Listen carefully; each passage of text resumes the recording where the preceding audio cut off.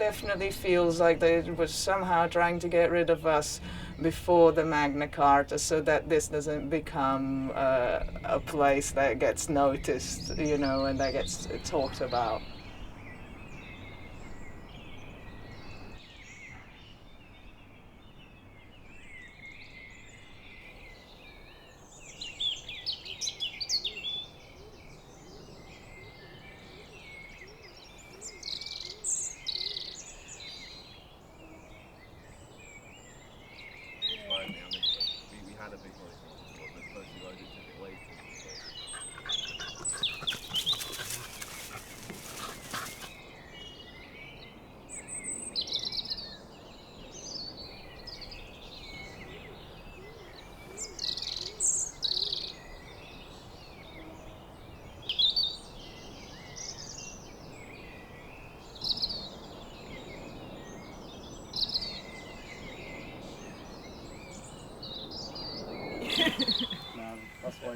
Man, look, you guys think we're tough living in the woods?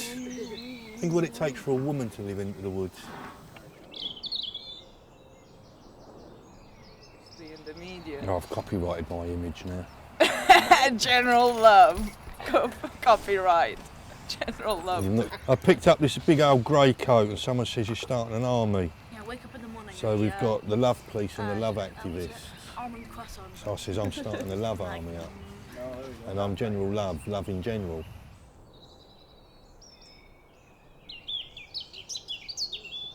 Just looking after the chickens because my friend's away for a few days. Yeah, good morning. Come on then.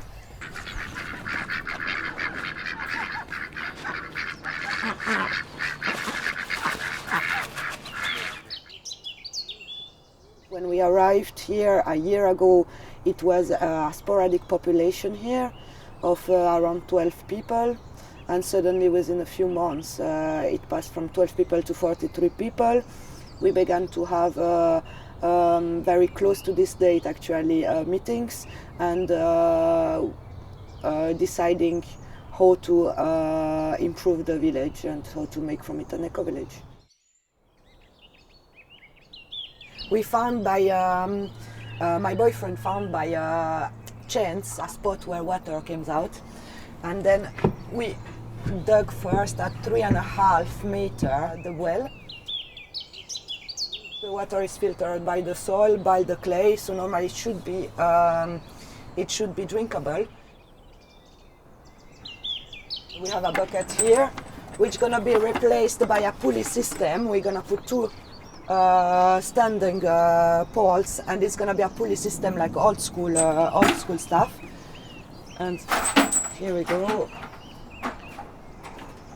Blah. And here the water of the well, yeah.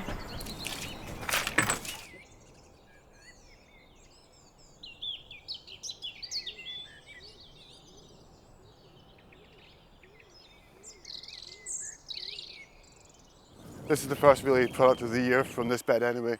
But what's going in here is also beans, peas, parsnips, they should go up in the next few weeks as well, and also a bit of spinach I think.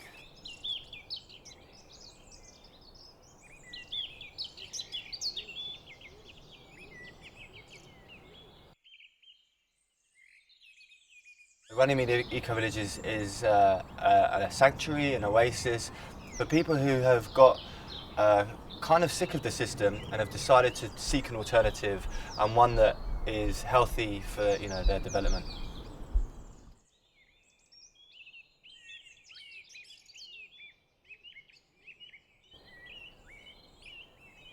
When I arrived to Runnymede, I began to clean the area, and I found a brick style of thing what I never seen before, and that is a breeze block. And I began to sculpt the breeze block. It was my first sculpting, it was in Runnymede. And then after I arrived to do bigger things with clay and stones and everything I was finding around. And the forester here, Luc, showed me a different type of wood, which made me beginning to make hair clips like that. Voila.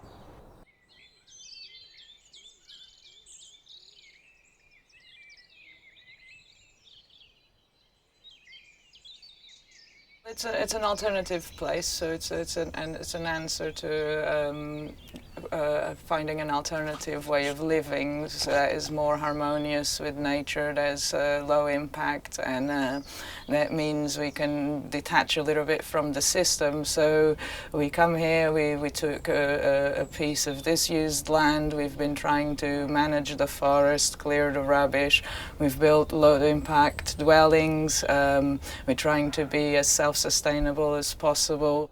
We're really an eco-village in the making, and every day we've become closer to that goal.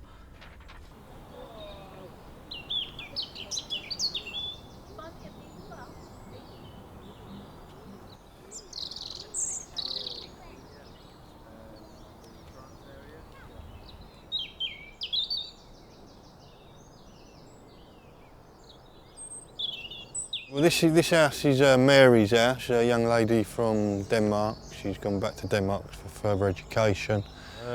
Built it on her own, more or less. Us guys are so quick to offer a hand to put the nail in, but she refused.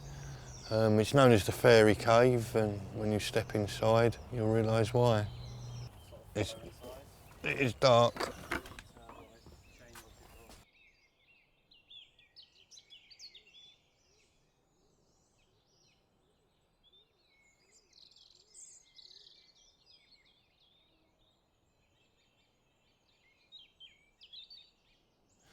When Mary was first building this house, she was working on this log. It's all that was here, was this log, and I said, whoa, it's a bit of a treefall area, it's a bit of a danger zone, but she persisted, and she's built this beautiful, beautiful home.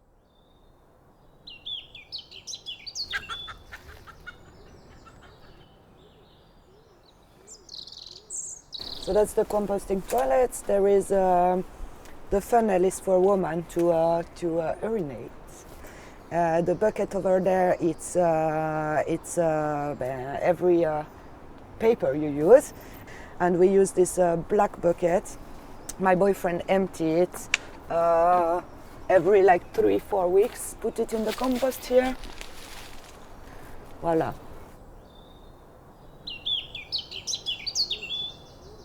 Skipping is the reappropriation of food that would otherwise go to waste, fill a landfill or get incinerated. It's the active pursuit of finding food in bins that would otherwise be thrown away.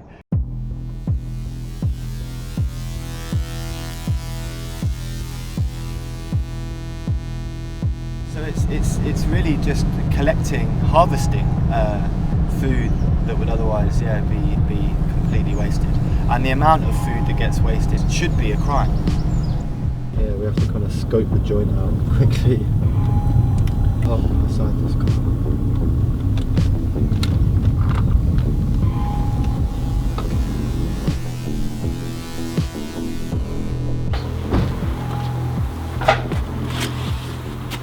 Bingo!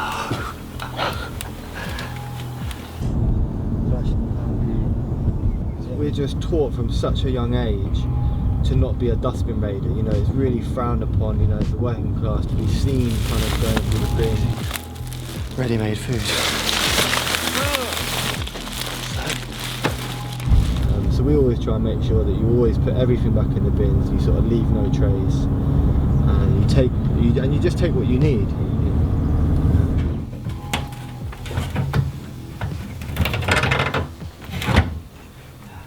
I think we've got enough.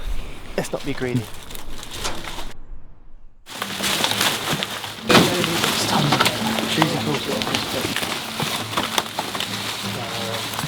Yeah, vegetables and fruit to the right.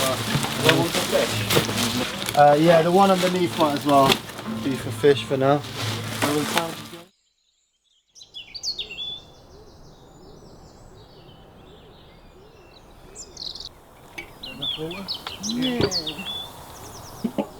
So we've got the 8th anniversary of the signing of the Magna Carta, and they call it the birthplace of democracy.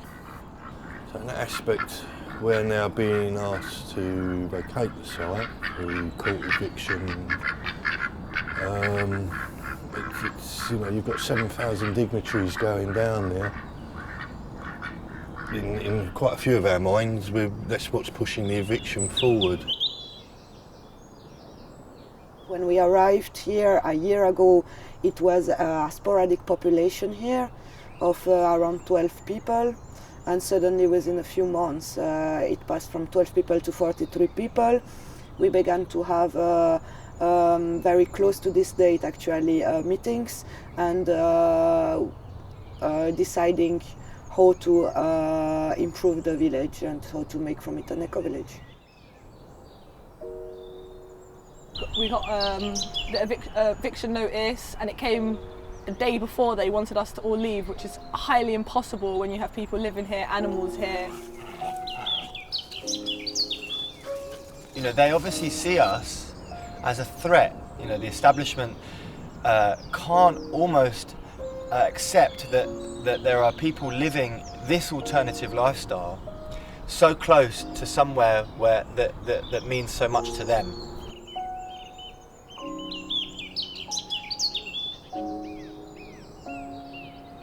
Definitely feels like they were somehow trying to get rid of us before the Magna Carta, so that this doesn't become a place that gets noticed, you know, and that gets talked about. As it stands, Magna Carta is down there, and I think that it's it could be a blessing in disguise, because it may be the thing that garners enough public support for us to be able to stay and be able to, you know, at least see off the threat of eviction till after the Magna Carta.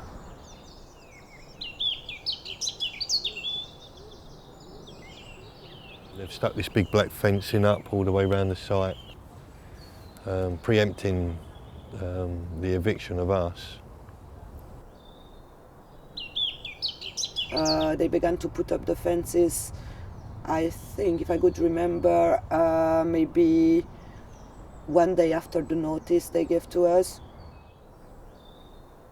The building of the fence was quite slow, and then it sped up in the last couple of weeks just before they gave us that letter with the eviction, and there seems to have been some sort of change of heart. I'm hoping that the community that live here at the moment will go on to make other communities, you know, because there's plenty of land like this that is disused, unused or misused. So for me, I mean, a dream come true would be that they somehow allow the eco-village to stay. There are sustainable ways of living in the woods that mean that you don't impact too heavily on the environment.